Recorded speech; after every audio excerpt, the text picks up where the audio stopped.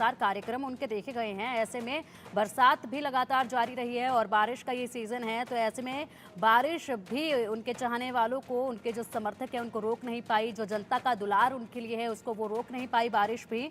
और ऐसे में बारिश के वक्त भी जब वो जनता के बीच में पहुंची तो बरसात के समय पर भी लोगों का जोश उनके लिए खासा देखा गया और भारी भीड़ उमड़ी उनके काफिले में हर वक्त नजर आई है। लंबे समय से विधानसभा क्षेत्र से जुड़ी रही हैं और ऐसे में हर वर्ग की आवाज़ उन्होंने सुनी है और हरियाणा में महिलाओं के मुद्दे को लेकर संजीदगी से उन्होंने काम करने की जो ठानी है वो भी वाकई काबिले तारीफ है। अधिक अपडेट के लिए अतुल जी हमारे साथ जुड़े हुए हैं। अतुल जी, देखिए नॉमिनेशन की प्रक्रिया अब पूरी हो चुकी है, जोश जो है खासा देखा जा रहा है, माता रानी का आशीर्वाद भी आज लिया जाएगा। अगर बात कर ली जाए तो लंबे समय से शक्ति रानी जी विधानसभा क्षेत्र से जुड़ी हुई हैं, महिलाओं की आवाज़ को भी वो बड़ी संजीदगी से सुनती हैं। वर्ग कोई भी हो, उस हर वर्ग की आवाज़ उनके कानों तक पहुँचती है। बिल्कुल सही कहा पिंकी, और जैसा आपने 3 प्रतिक्रियाएं यहाँ सुनाई हैं शक्ति रानी शर्मा जिन्होंने नामांकन किया और बहुत ही सहज भाव में, जैसा आपने दर्शकों को सुनाया, ग्रामीण अंचल में कहा जाता है माता को माई।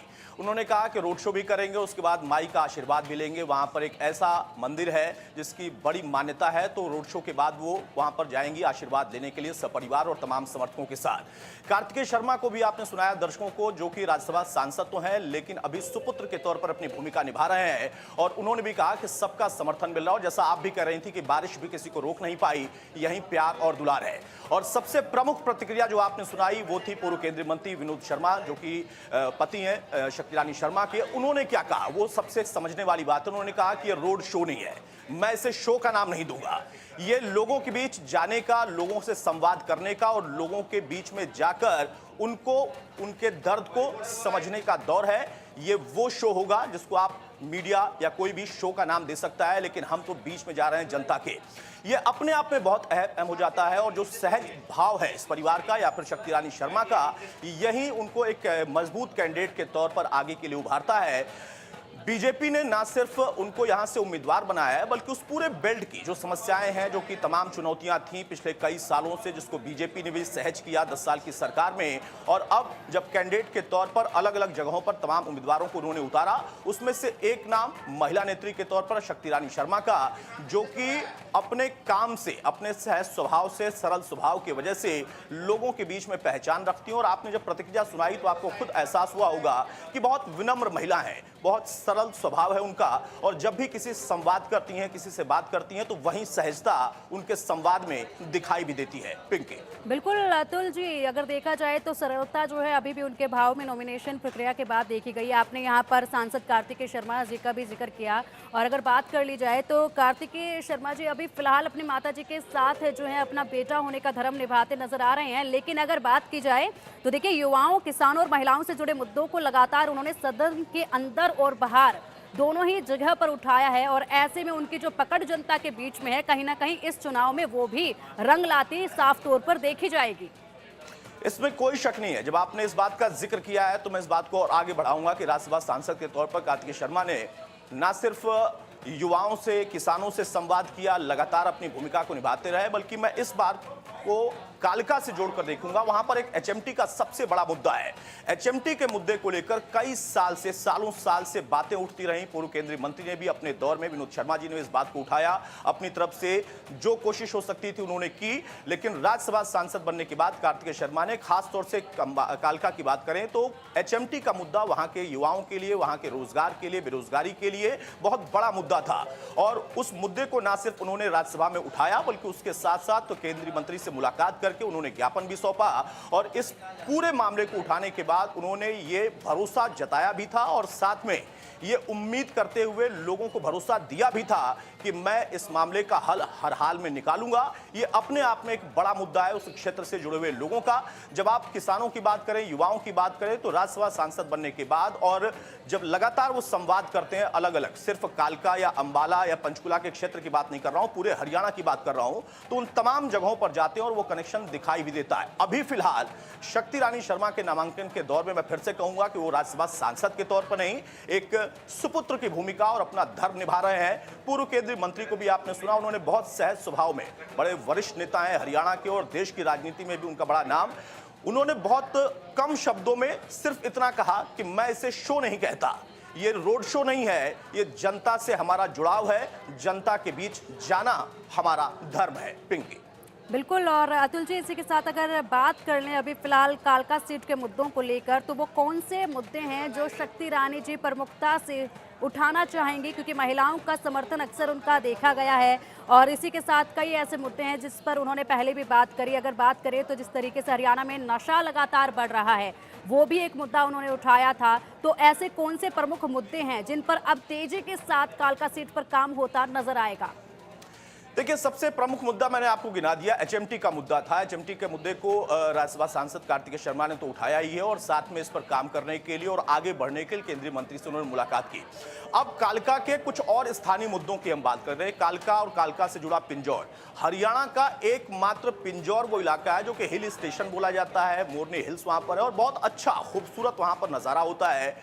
आप अगर टूरिज्म के हिसाब से देखें तो बहुत अच्छा डेवलपमेंट और भी हो सकता है। वहां से आगे बढ़ते हुए आप हिमाचल की तरफ जाते हैं, शिमला की तरफ जाते हैं, तो ये जो पूरा एरिया है, अगर यहाँ पर आप टूरिज्म के हिसाब से, पर्यटन के हिसाब से देखें तो ये अपने आप में रेवेन्यू के लिहाज से भी प्राइवेट और उसके साथ साथ सरकारी दोनों पहलुओं से बहुत अहम हो जाता है।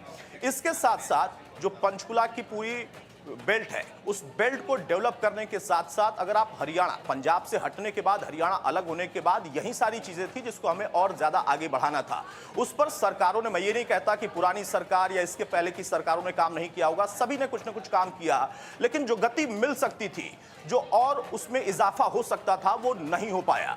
ये अपने आप में अहम हो जाता है। आपने नशे का जब जिक्र किया है, पंजाब का बॉर्डर एरिया वो आता है और पंजाब से, बॉर्डर से हरियाणा के अंदर नशा और नशे का कारोबार बहुत तेजी से आगे बढ़ता है। जो बॉर्डर इलाके हैं और भी उन जगहों पर भी इसका जिक्र होता है।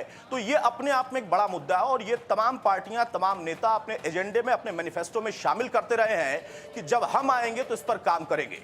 तो ये अपने आप में एक और बड़ा मुद्दा होता है। स्थानीय और भी कई मुद्दे हैं जिसमें सड़क से लेकर, पानी से लेकर, बिजली से लेकर तमाम समस्याएं होती हैं। उस पर पुराने जो वहां पे विधायक थे, उन लोगों की क्या भूमिका रही है, कितना काम कर पाए हैं, कितना लोगों के बीच में जाकर उनसे जुड़ाव उनका रहा है, यह भी अपने आप में एक बड़ा मुद्दा था कि आप जीत तो जाते हैं लेकिन फिर आप गायब हो जाते हैं, या फिर अगर आप नहीं भी गायब होते हैं तो आपकी भूमिका बड़ी संकीर्ण हो जाती है। तो वो ऐसे मुद्दे हैं जो कि शक्ति ईरानी शर्मा जब मैदान में उतरी तो लोगों ने सीधे संवाद करके उनको बताया कि हमें इन समस्याओं से जूझना पड़ता है। कई काम होते हैं जो कि संवाद के जरिए ही खत्म हो जाते हैं, लेकिन कई काम होते हैं जो कि फाइलों के जरिए गुजरते हैं और आगे बढ़ते हुए चले जाते हैं। सरकारों के हस्ताक्षर के बाद भी उस पर कितनी तेजी से काम कर पाते हैं, इस पर एक चर्चा होती है, लेकिन वो काम नहीं हो पाता। उन तमाम मुद्दों को ना सिर्फ छूने का काम किया शर्मा परिवार ने, बल्कि शक्ति ईरानी शर्मा ने बहुत कम समय में कालका में जब कैंडिडेट के तौर पर वो उतरी तो जो पुराना उनका जुड़ाव था, कनेक्शन था, उसका उनको पूरी तरह से कह सकते हैं कि फायदा मिला और उस के जरिए वो लोगों के उन मुद्दों को छू पाई जो कि बिल्कुल एक एक घर का मुद्दा हो, एक परिवार का मुद्दा हो, और यही एक परिवार को आगे बढ़ाता है और फिर कालका परिवार बनाता है। पिंकी। बिल्कुल बिल्कुल अतुल जी, आपने बिल्कुल सही कहा। और अगर बात कर ली जाए तो जैसे ही शक्ति ईरानी शर्मा के नाम का ऐलान हुआ, जो कि पहले से ही जनता के बीच में खासी पकड़ रखती हैं, उसके तुरंत बाद से ही हलचल काफी राजनीतिक गलियारों में देखी गई थी अतुल जी, क्योंकि विरोधी दलों के जो कैंडिडेट थे वो खासे परेशान नजर आए और अब उनको कड़ी जुगत लगाने की भी जरूरत महसूस हो रही है और इसके लिए दिन रात मंथन भी वो करते नजर आ रहे हैं। देखिए, जब दावेदार मजबूत होता है तो विपक्ष का या विरोधियों का परेशान होना लाजमी है, इसमें कोई बुराई नहीं है। वो परेशान नहीं होंगे तो आखिर क्या होंगे, लेकिन सवाल इस बात का है कि आपकी दावेदारी को आप कितना मजबूती के साथ निभा पाते हो। ये जिम्मेदारी आपकी बहुत बड़ी हो जाती है। विरोधी परेशान होते हैं, नहीं होते हैं, इसके बारे में हमें सोचने की जरूरत नहीं है, लेकिन हमारी जो जिम्मेदारी है उस जिम्मेदारी को हम बखूबी निभा पाएं या फिर उस पर काम कर पाएं और अपना सार्थक 100% निभा पाएं, इसकी जिम्मेदारी का एहसास होना जरूरी है। और जब शक्ति ईरानी शर्मा कैंडिडेट के तौर पर मैदान में वहां पर उतरी थी तो वहां पर यह विरोध होना या फिर इस तरीके से परेशान होना लाजमी था, क्योंकि उनका किरदार ऐसा है। वो मजबूत हैं, वो सहज हैं, वो सरल हैं, स्वभाव से मृदुल हैं, और इसकी वजह से ही मैंने फिर से कहा कि जैसे उनके नाम का ऐलान हुआ बहुत सारे लोगों का प्यार मिला।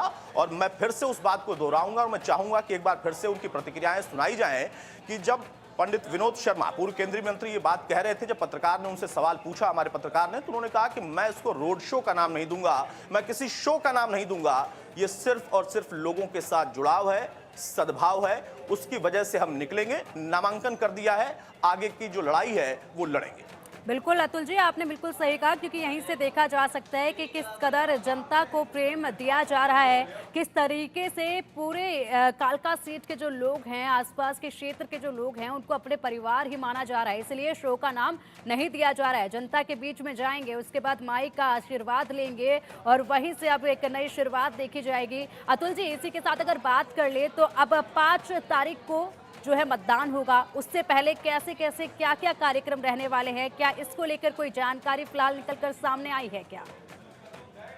देखिए, प्रक्रिया है और प्रक्रिया ये चलती रहेगी। मैं चाहूंगा, फिर से कह रहा हूं कि वो प्रतिक्रियाएं जो अभी हमने अपने दर्शकों को सुनाई वो आप सुनाते रहे। नामांकन का दौर पूरा हो चुका है और अब लगभग 1 महीने का समय होता है, तो तमाम जो कैंडिडेट हैं वो कैंडिडेट अपने प्रचार प्रसार में आगे बढ़ेंगे और यहां से या अलग जगहों से जहां जहां पे जो कैंडिडेट उतारे गए हैं वो सभी अपने तरीके से लोगों से जुड़कर रैली के माध्यम से, जनसंवाद के माध्यम से, डोर टू डोर कैंपेन करके अपनी बात रखेंगे और लोगों का प्यार और आशीर्वाद मांगेंगे। पिंकी। ठीक है अतुल जी, बहुत बहुत शुक्रिया आपका हमारे साथ इस खास